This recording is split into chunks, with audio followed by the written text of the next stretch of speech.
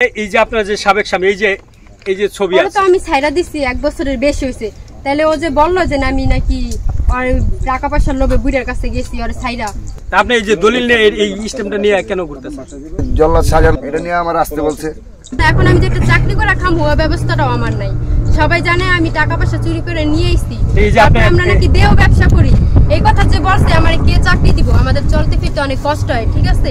দর্শক আপনারা জানেন বেশ কয়েকদিন ধরে সোশ্যাল মিডিয়াতে একটা জিনিস নিয়ে ব্যাপক ভাইরাল হচ্ছে। সেই বিষয়টা হলো এই যে পাশে আমার দেখছেন সাবেক স্বামী, সাথীর সাবেক স্বামী জল্লাদ ইতিমধ্যে প্রেস ক্লাবে সংবাদ সম্মেলন করে বলেছে আমার 10 লক্ষ টাকা নিয়ে আমার স্ত্রী আমার পথের ফকির বানিয়ে চলে গেছে। আর এদিক দিয়ে আবার হঠাৎ করে একজন হাজির হলেন যে সাবেক স্বামী এই কাগজটা নিয়ে এই স্ট্যাম্পটা নিয়ে হাজির হলেন সোশ্যাল মিডিয়াতে যে সাথী আমার স্ত্রী ছিল, সে আমাকে ধোঁকা দিয়ে আরেক জায়গায় গিয়ে বিয়ে করেছে। আসলে এই ঘটনাটা কতটুকু সত্য আমরা দুইজনকে আজকে হাজির করেছি, আমরা তাদের মুখ থেকেই শুনবো যে আসলে ঘটনাটা কি। আচ্ছা, একটু আগে সাথীর কাছে যাই। সাথী, কেমন আছেন?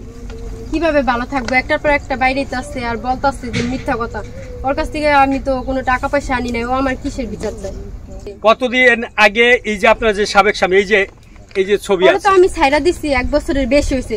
তাহলে ও যে বললো যে আমি নাকি আর টাকা পয়সার লোভে বুড়ার কাছে গেছি আর ছাইরা, এটা কিভাবে? আর তো আমি 1 বছর আগেই ছাড়ছি। 1 বছরের বেশি হইছে না? তাহলে জল্লাদ বাইরেছে 1 বছর অন্তর মনে হয়ও নাই, তাই কিভাবে এই কথা বললো? এটার বিচার আমি চাই। আচ্ছা, 1 বছর ধরে আপনি ছেড়ে দিয়েছেন? 1 বছরের বেশি। আচ্ছা উজ্জ্বল সাহেব, আপনি 1 বছর আগে আপনাকে ডিভোর্স দিয়ে চলে আসছে, সে আরেক বুড়া বেটারে বিয়ে করব না কাকে বিয়ে করব সেটা তো আপনার জানার কথা না? জানার কথা? জি না। তাহলে আপনি আবার কেন তাকে?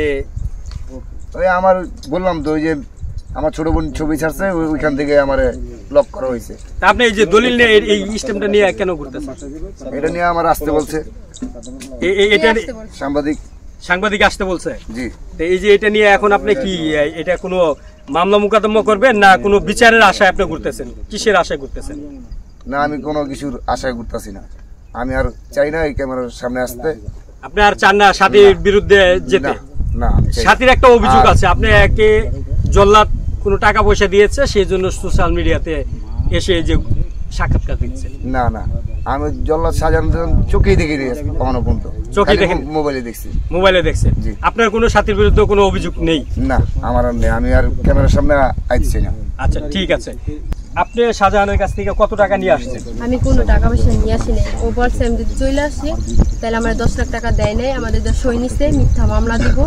মামলায় মিথ্যা কথা সত্য কথা বলতে পারবো না ভাই। আমার আপনি কিছুক্ষণ আগে বললেন এই যে উজ্জ্বলের নামে আপনি মামলা করবেন, তাকে কেন মামলা করবেন? ইয়া করেন আপনি। ওর কাছ থেকে তো আমি কোনো টাকা পয়সা নিয়ে আসি না। আমি চলে আসছি। হ্যাঁ, উনি নিজের মুখেও বলছে যে আমার মারছে, আমি চলে না ভাই। আমি আবার কেন? আমার মানে বিয়ে হইছে কতদিন আগে, আমি ছাড়াছাড়ি দিয়ে দিলাম 1 বছর বেশি হয়ে গেছে। উনি কেন আবার আইসা আমার নামে এইগুলো বলতাছে যে আমার মায় নাকি আমার এই বুদ্ধি দিছে? এরকম কোনো কিছুই না। ওর বিয়ে তো মানে আমার আম্মু ছিল না। হ্যাঁ, ওর বাসায় আমি ছিলাম। আমার আম্মু উজ্জ্বল বলতেছে আপনি তো ছোট না, আপনি কেন তার এই যে শাহজাহানের ট্যাপে পড়েছেন? ট্যাপে যেভাবে আমার বলছে বিদেশ পাঠাইবো, আমি ওনার খালতো বোন, এই জন্যই তো বললাম এই যে সব প্রশ্নের উত্তরগুলো আমার রেকর্ডিং গুলো ছোট বড় সবার কাছে ক্ষমা চাইতেছি। আমি লোভ করছি পরে, যখন ও বলছে যে আমার মায়ের আমার ছোট ভাইরে আমার মাইরা ফেলাইবো, আর যদি তুই আমার কাছে বিয়ে বহস তাহলে সবকিছু পাবি, টাকা পয়সা বাড়ি গাড়ি সবকিছু, তুই বিদেশ যাবি জেল লেগে, এগুলো তোর আমি কইরা দিতাছি। এর পরে আমি যে তাহলে তো আমার মা বাবা আড়াইছিল না, আমার ভাই বোন। হ্যাঁ, তাই আমিও বাচ্চা থাকলাম, টাকা পয়সা পাইলাম। লোভ এইটার জন্য পরে হয়েছে, কিন্তু আগে আমি লোভ করি না। যখন ওর দোকানে যে কালাম ছিল, ও আমার সাদে নিয়ে বলছে যে এরকম টাকা পয়সা আছে, এটা সেটা অনেক কিছু বলছে, কিন্তু আমি তখন রাজি হইনি। তখন আমি কাঁদছি যে উনি বলছিল যে উনি আমার বিদেশ পাঠাইবো, আমি ওনার ছোট বোনের মতো।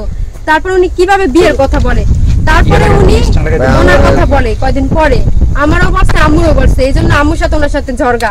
তার মানে আপনি স্বীকার করছেন আপনি লুবে পড়ে জল্লাদ শাহজাহানকে বিয়ে করেছেন? এটা লাস্টের বার কখন জানেন? যখন ওর ঘরে আমার ডাইকে নিচ্ছে, একা কেউ ছিল না, এমনকি আমার মা বাসা ছিল না ওদিন। হ্যাঁ, ওই সময়টায় ও আমার ডাইকে নিচ্ছে, নিয়ে আমার সাথে খারাপ আচরণ করে, আমার সাথে দরাদরি করে, নোংরামি। তখন আমি বলছি আমি কিন্তু চিল্লাচিল্লি করে মানুষ জড়ো করবো, বলে কি যেন কেউ বিশ্বাস করবে না। আর এত বছর পর আমি জেল থেকে বের হইছি, হ্যাঁ, সবাই জানে যে আমি আমার মার গর্ভের থেকে বেরিয়েছি, আমি এটা বললা বেরোইছি, কেউ বিশ্বাস করবো না এই কথা। ওইগুলা করে আমার এরকম মানে ও জানতো আমার বিয়ের ব্যাপারে, হ্যাঁ সব জানতো জল্লাদ শাহজাহান। আমার কাছ থেকে বলছে তুমি আমার বোনের মতো, সব বলো মন খুললা, কোনো সমস্যা নেই। ও তো না শিকার যাইবি, ও তো চোর, আমি তো চোর না। নাইলে ও বারবার আপনারাই দেখেন, একবার প্রথম কইছে কি ওনার সাথে নাকি পরিচয় হয়েছে টিকটকে প্রেম হয়েছে, তারপর চিঠির মাধ্যমে, তারপর গাড়ির মধ্যে মেন্টি ব্যাগ হারাই গেছে। হ্যাঁ এটি গেল লাস্ট মানে কি হলো যে আমি আমার বান্ধবী হোটেলে দেহ ব্যবসা করি, ওই দিকে পরিচয়। তারপরে কি বললো আমার পুরো ফ্যামিলি নাকি দেহ ব্যবসা করে। তারপর কি বললো এখন আবার বলে যে আমি আমার আম্মু দেহ ব্যবসা করি। ও যদি বলে আপনার সাথে তো আপনার আম্মু একটু আসেন, একটু আপনি আসেন, ভিডিও দেখ, যদি বলতে পারছে তাহলে ভিডিওগুলো ছাইরা দেব। আমার তো ওই সাহস আছে, আমি যত টাকাও আনি নাই এর সাহস আছে, আমার রেকর্ড আছে। এই জন্য আমি সবার সামনে একই কথা বলতে পারি। ও আমার সাথে যেগুলো করছে, ছোট বোনকে খালতো বোনকে নিয়ে আমার ফাঁসাইছে, রেকর্ডগুলো আপনারা শুনলেন। আচ্ছা আমরা শুনবো। একটা জিনিস ক্লিয়ার করেন তো, আপনার এই যে শাহজাহানকে বিয়ে করার পরে কি কি পেয়েছে? ও আমার কোনো কিছু দেয় নাই, কোনো শাড়ি গয়না টাকা পয়সা কিচ্ছু দেয় নাই, কিচ্ছু দেয় নাই। না বিয়ের সময় আমার নাক ফুলটাও দেয় নাই। নাক ফুলটাও দেয়নি? না। তাহলে কি পুরানে প্রতারণা করে বিয়ে করেছে? হ্যাঁ আমার বলছে যে বিয়ের পরে, হ্যাঁ শাহজাহানের 10 লক্ষ টাকা কোথায় গেল? কোনো টাকা পয়সা আমার দেয় না। ও আমারে শোনেন, ওই যে টিপস হয়ে আছে না আমার, এই যে জায়গায় কলম দিয়ে আঁকায়, তারপর আমাদের ঘরে বয়ে টিপস নিচ্ছে। ও পারছে এটা কোট কাবিন হবে, এটা মজবুত হবে। হ্যাঁ আমি যদি তোমার কোনো কিছু করি, অত্যাচার করি, তাহলে এটা নিয়ে তুমি যদি করে দাঁড়াও তাহলে তুমি এটার বিচার পাইবা। এই কথা বললে আমাদের দেয়া এস্টামে সই নিছে, আমাদের দেয়া নিচে আবার অন্য জনের দেয়া সই নিছে। ওর যে লোক বাবুল, ওর কাছ থেকেও সই নিছে, আবার ওই লোকেরই আমাদের মানে ওই দলিলে ওর লোকে সই করছে না, এর লেগে ওই লোকের উল্টা আমাদের ইতে ফালাইয়া ওনার নামে মামলা করছি। আচ্ছা এই যে আপনার যে স্বামী উজ্জ্বল, উজ্জ্বল ভালো ছিল না শাহজাহান ভালো?